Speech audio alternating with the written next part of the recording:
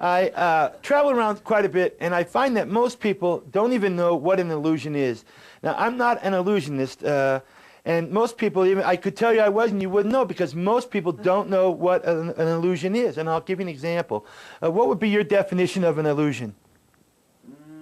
I'll get back to you.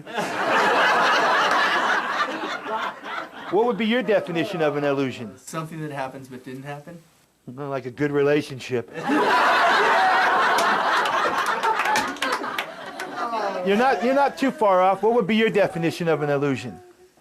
Something that appears a certain way but isn't really that way. Very close, closer than the two gentlemen. But women know more about reality than we do. To me, an illusion is only something that appears to be happening. For in your mind and physically, you know it's impossible and it cannot be done. Much like when David Copperfield made the Statue of Liberty disappear. Although on that night he was wearing long sleeves and a trench coat. I'm not saying where the statue went, but this looked awfully suspicious to me.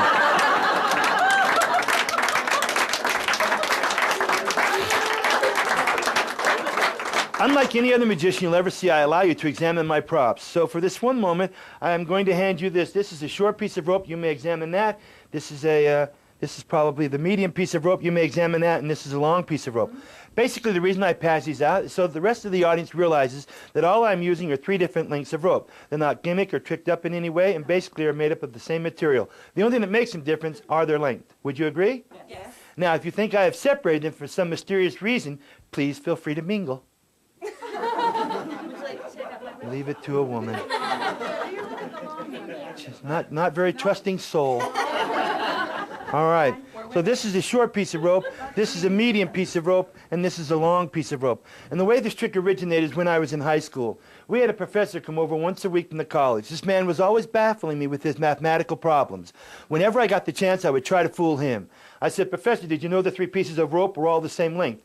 He said, "Michael, did you know you were flunking this class?" I hated that guy. I said, "Professor, watch closely. When you bring the short piece of rope to the top like this, when you bring the medium piece of rope to the top like this, and when you bring the long piece of rope to the top like this, you could agree from my thumb up they might be the same length." Dead silence then, dead silence now. As you can see, the silence doesn't bother me anymore. I said, "Professor, watch closely, because it's only when you tug on the ropes is when they look like they all 3 become the same length."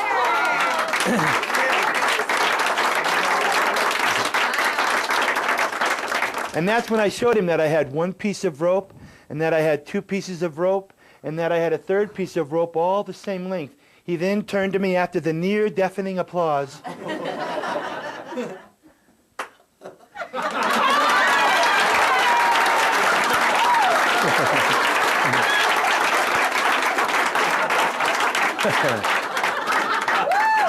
You people are so spontaneous. He said, "Michael, that's physically impossible. How did you do that?" And I said, "Professor, to tell you the truth, every time I've ever done this trick, I've always started off with this, the short piece of rope first, the medium piece of rope second, and I save the long piece in case I screw up and I have to start over again."